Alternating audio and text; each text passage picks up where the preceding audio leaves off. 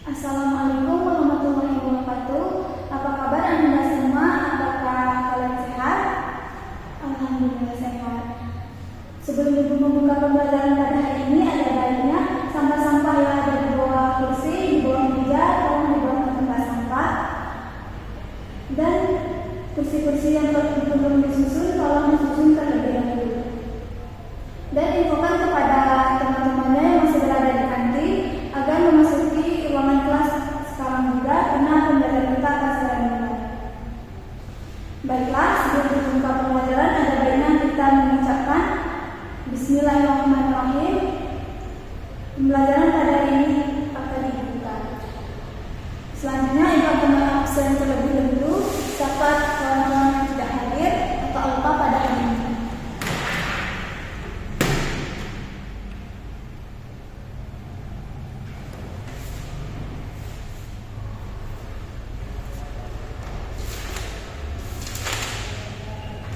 Baiklah, Ibu akan mengabsen kalian pada hari ini. Silahkan ajukan tangan jika Ibu memanggil nama kalian. Nada intan Widya, Angli Halsoni, Neska Desviani, Salza Acarianda, Nurliza, Penny Arianti, Mulyawan Putra, Daratoni,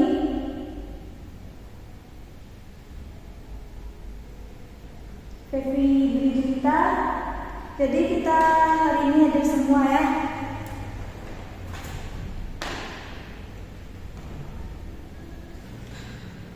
Oke, baiklah. Sebelum Ibu memasuki pembelajaran kita pada hari ini, Ibu akan bertanya kepada kalian, apakah ada yang masih ingat apa materi kita minggu lalu? Ada yang tahu? Ya, jadi pada minggu lalu kita akan membahas makhluk hidup. Sedangkan pada hari ini kita akan melanjutkan pembahasan kita, yaitu tentang sel. Tapi Ibu khususkan pada hari ini adalah kita membahas tentang sel pada tumbuhan. Baiklah, sebelum Ibu melanjutkan pembahasan kita hari ini, Ibu akan mengulas sedikit tentang pembelajaran kita minggu lalu tentang makhluk hidup. Jadi, apakah ada yang tahu apa itu makhluk hidup dan mengapa kita bisa dikatakan sebagai makhluk hidup? Apakah seperti lampu yang bisa dihidup dan dimatikan itu termasuk makhluk hidup? Atau mobil yang bisa berjalan itu bisa juga dikatakan sebagai makhluk hidup? Apakah ada yang masih ingat atau tahu? Kalau kalian perhatikan Ibu menjelaskan minggu kemarin, kalau kalian memperhatikan ciri-ciri yang Ibu bilang tentang makhluk hidup itu, pasti kalian bisa membedakan mana yang dikatakan makhluk hidup dan mana yang dikatakan makhluk yang tidak hidup. Apakah ada yang bisa memberikan pendapatnya? Ada yang tahu? Ya, silahkan kepada Naska.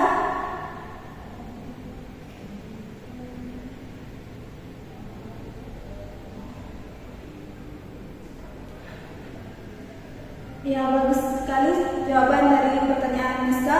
Silahkan berikan aplaus untuk teman-teman yang sudah berani memberikan pendapat.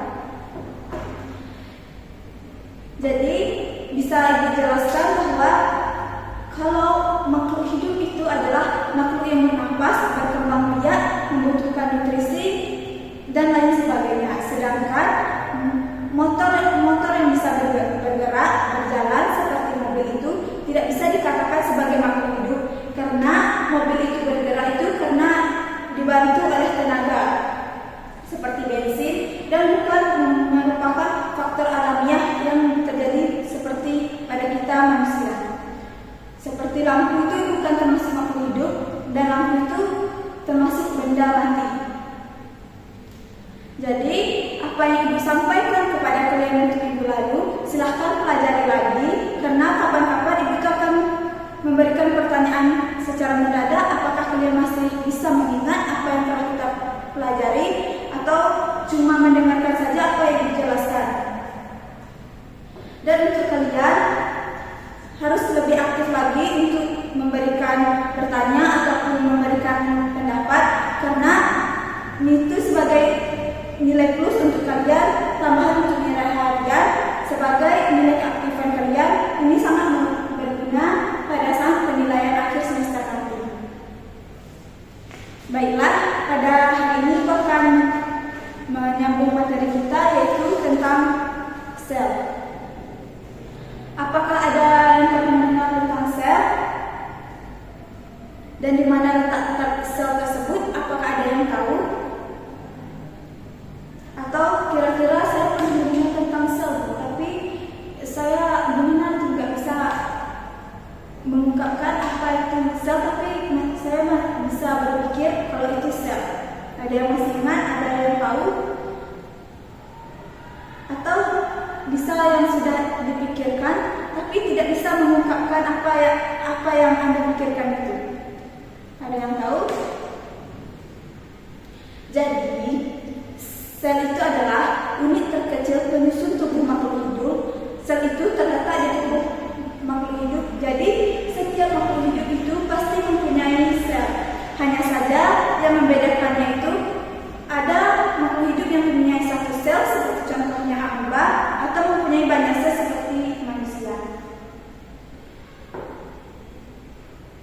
Di dalam tubuh tumbuhan terdapat banyak sel. Pada organ-organ sel hewan, yaitu pertama itu ada nukleus. Nukleus itu seperti inti sel yang berfungsi sebagai pengendali sel untuk mengatur aktivitas sel pada tubuh makhluk hidup ataupun tubuh manusia seperti hewan. Ada seperti tumbuhan itu juga mempunyai sel nukleus. Yang kedua yaitu dinding sel. Dinding sel ini berfungsi untuk melindungi, memberikan, dan mendukung sel secara struktural, yang mana dinding sel ini hanya terdapat pada tumbuhan. Jadi hewan dan manusia itu tidak mempunyai dinding sel. Hanya saja dinding sel ini terdapat pada sel tumbuhan, yang mana dinding sel ini berfungsi untuk memompa atau memperkuat tegaknya pada tumbuhan seperti pada batang. Oke, yang ketiga itu ada sel kloroplas.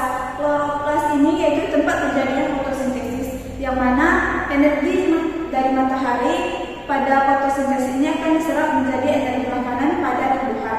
Kemudian energi yang sudah diolah dari tumbuhan ini diedarkan ke seluruh jaringan tubuh tumbuhan. Oke, yang keempat ada mitokondria. Mitokondria ini penghasil energi dalam bentuk ATP.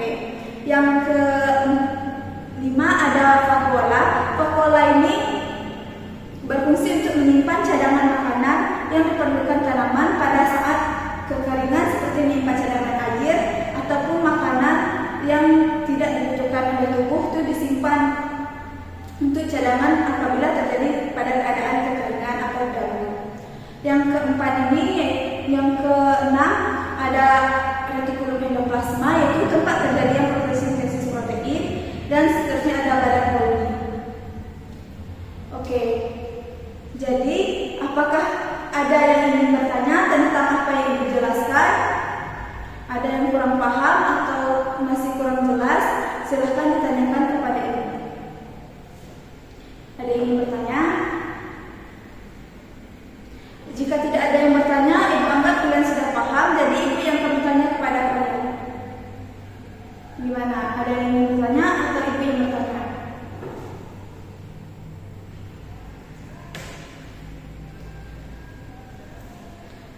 Jika tidak ada yang bertanya, ibu akan bertanya kepada kalian. Baiklah, saudari Nada, coba Anda jelaskan apa fungsi dari kloroplas dan apa yang terjadi jika sel kloroplas pada tubuh itu tidak ada atau tidak berfungsi.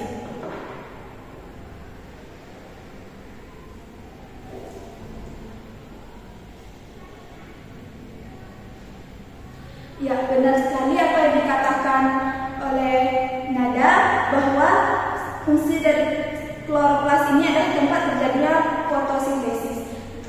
Jika pada tumbuhan tidak mempunyai sel fotosintesis sel kloroplas, maka tumbuhan itu tidak bisa melakukan fotosintesis, yang mana tumbuhan tidak dapat menyerap energi matahari yang berubah menjadi energi makanan, sehingga tanaman yang tidak mempunyai sel kloroplas itu lama-kelamaan akan mati.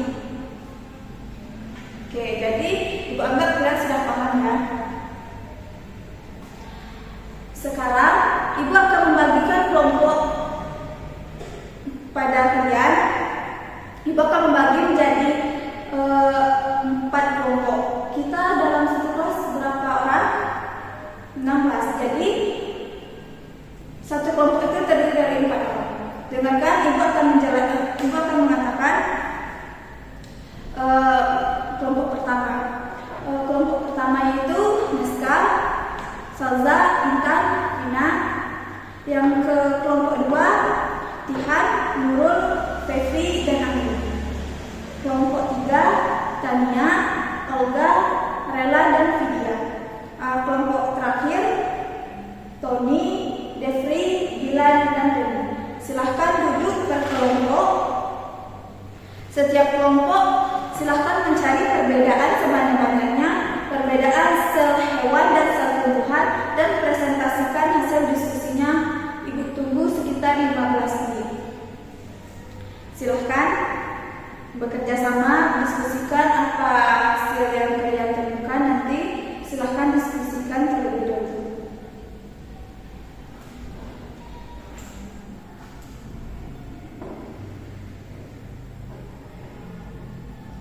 Oke, apakah sudah selesai? Ibu tunggu 5 menit lagi.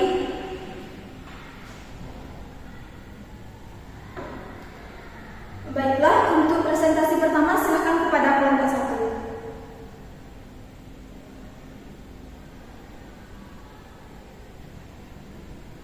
Selanjutnya untuk kelompok 2, silakan. Siapa yang mempresentasikan?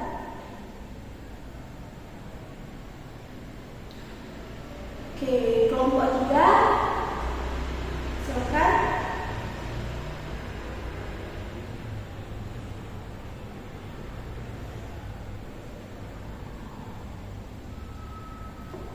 Untuk kelompok 4, silakan.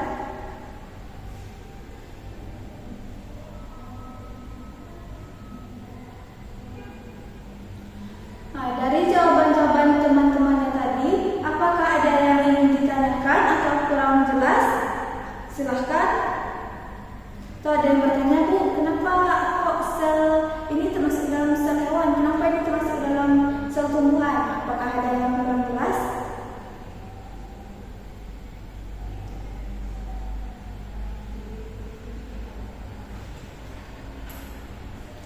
Baiklah, jika tidak ada yang bertanya. Baiklah, dari tadi sudah menjelaskan tentang sel.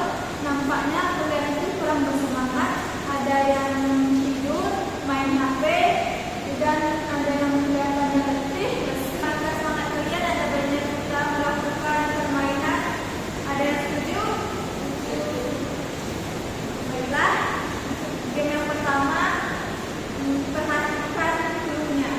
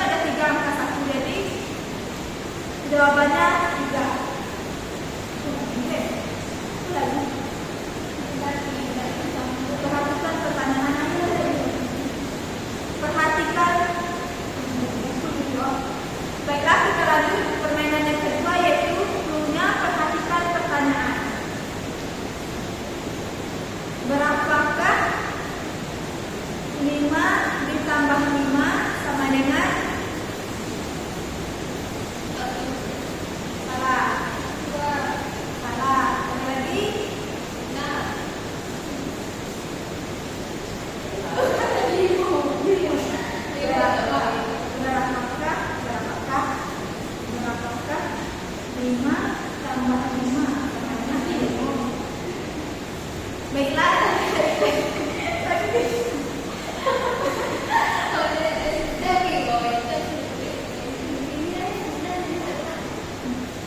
baiklah, Ibu akan melanjutkan permainan yang kedua, yaitu bunyinya perhatikan pertanyaannya. Berapakah 5 tambah 5 sama dengan 1? Salah. Jadi 3. Salah. Coba ada lagi. 6. Salah. 5. Benar. Jadi perhatikan dulunya, yaitu perhatikan pertanyaannya. Jadi berapa kata dari pertanyaannya? Maka itulah jawabannya. Berapakah satu kata? 5 satu kata tambah satu kata, 5 satu kata sama dengan satu kata. Jadi jumlahnya ada 5 kata. Jadi itu jawabannya, yaitu 5. Diskusi pembelajaran kita pada hari ini juga telah selesai. Ibu lihat presentasi kalian juga sudah cukup bagus, baik itu dari segi diskusi, bertanya, menjawab ataupun memberi sanggahan dan memberi saran.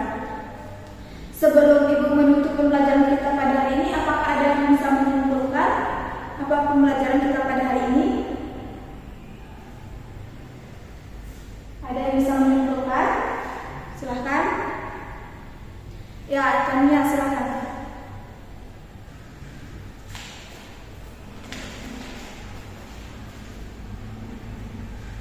Ya, jadi kesimpulan kita pada hari ini adalah sel adalah unit terkecil penyusun tubuh makhluk hidup. Jadi ada yang membedakan sel antara sel hewan dan sel tumbuhan. Ada yang terdapat pada sel tumbuhan, tapi tidak terdapat pada sel hewan, dan begitu juga sebaliknya. Oke, jadi Bu anggap kalian sudah mengerti semuanya. Mengingat waktu, diskusi Ibu cukupkan sampai di sini. Untuk tugas kalian, untuk tugas minggu depan, silahkan pelajari lagi tentang sel hewan. Jadi minggu depan kita akan membahas secara lebih mendalami lagi tentang sel hewan. Silahkan cari literatur di internet, terserah mau di mana, apakah di jurnal, Google Scholar atau yang lainnya.